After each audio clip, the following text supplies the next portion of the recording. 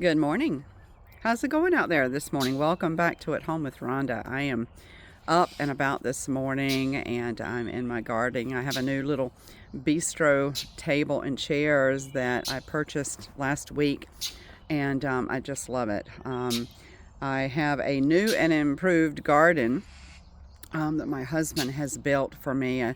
This space used to be, I called it my herb garden. So if you've seen some of my previous videos, I called it my herb garden, and that's basically what it was. But it was dilapidated really bad. All of the raised beds were just rotten.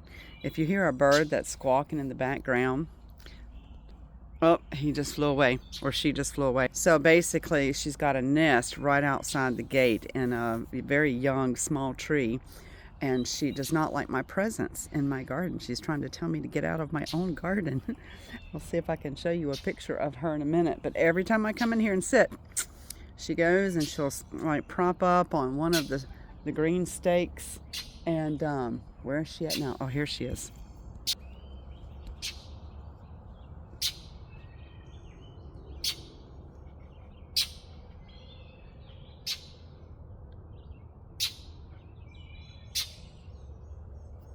So yeah, she does not like my presence in here. And actually my cat will come in here, Asher, and he'll walk around. And I just saw this crazy bird like dip down and try to peck at my cat. And it's like, what are you doing? Anyway, side note there. Anyway, I finally got to the place where I realized that a 40 by 90 regular garden with rows was not going to be conducive for my 58-year-old body. So my husband, starting in January, we completely tore down the garden that we had here. And oh my gosh, he has once again outdone himself. That man is so skilled, he's so talented, and he has just got such a heart to build great and beautiful things for me. And I'm so grateful.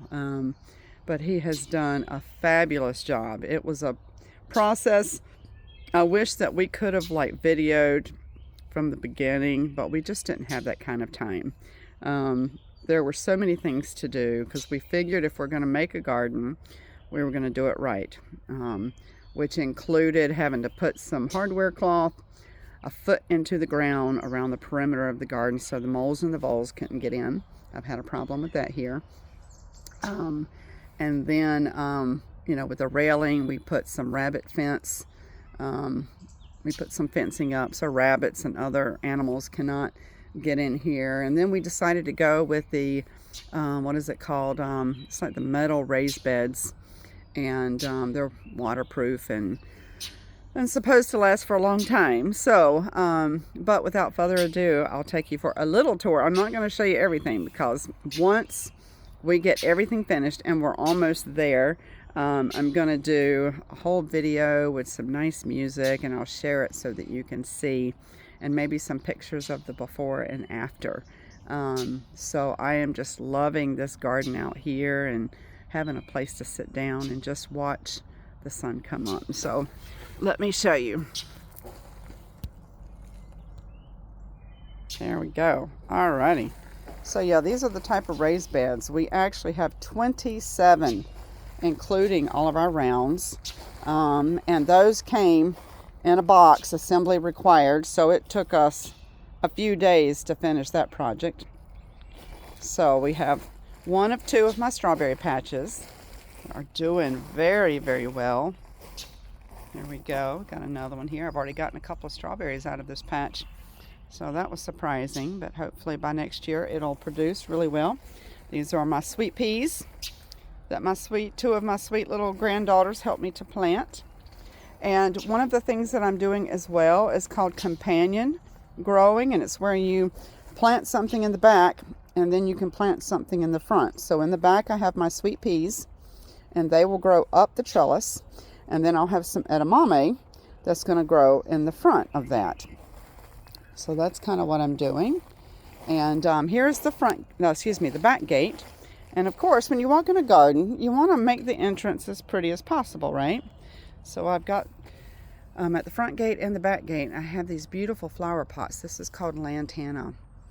My mother loved these flowers, so every time I say that word, I think of her.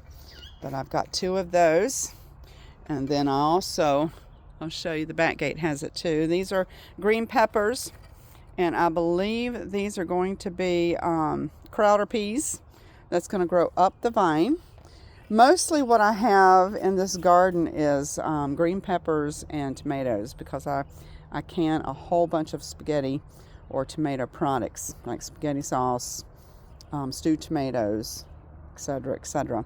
If you are a gardener and if you've done any research whatsoever, you have seen how people, instead of growing potatoes in the ground, they make these potato towers, and mine are doing fantastic. They look like they're doing everything they're supposed to be doing. I have 3 towers of Pontiac red potatoes, which are my favorite. I love the Yukon Gold too. But so I've got 3 of those towers, and basically they're doing everything they're supposed to do. It's starting to blossom. I got these little blossoms that are getting ready to open up. And then I have 2 of these sweet potato towers, one here and one here. So these will vine out as they're doing, and it will cover up this whole fence in the back. But so far, everything is looking as it should. I'm so excited.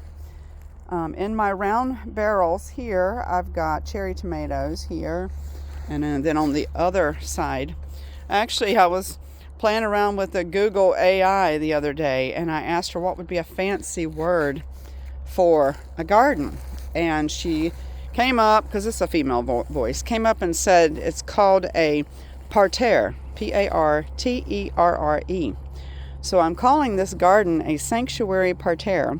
And basically it's a garden that has raised beds, that is symmetric, like, you know, you've got one side is like the other, and, you know, very organized. So yeah, I have my little sanctuary parterre here.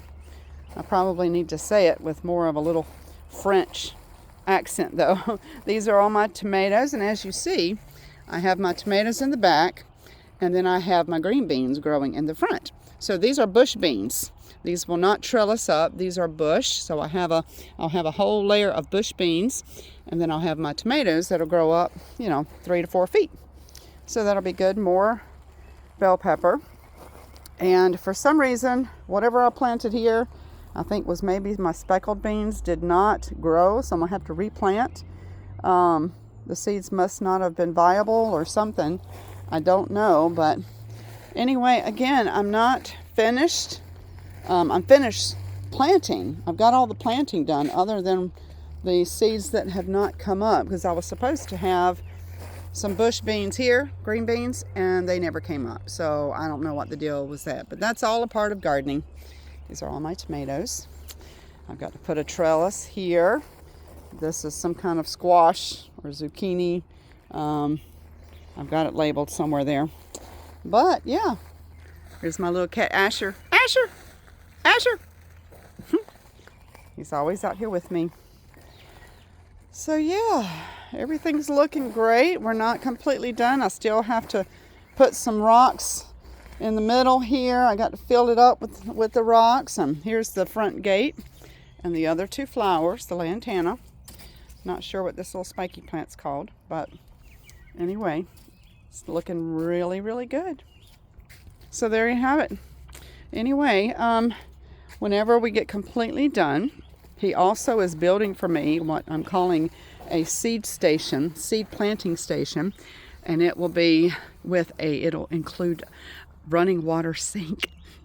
So I'm excited about that. You know, when I get my hands dirty, I won't have to go all the way to the hydrant in the yard, or I won't have to go in the house. I'll have running water out here in my garden. Gosh, how wonderful is that? If you're a gardener, you know how wonderful that is. But I hope you guys are having a good morning. But if you're not, there is still time for you to change the trajectory of your day. Okay? You know, like the old things I always say to my granddaughters, that if you're sad and you're wearing a frowny face, that all you have to do is turn it upside down and you'll have a smile. So maybe take a moment. If you're not having a good morning this morning, things are kind of stressful, because sometimes that happens, right? It's like you wake up on the wrong side of the bed. You wake up and all of a sudden you get a phone call, and right from the get-go, things are not going well.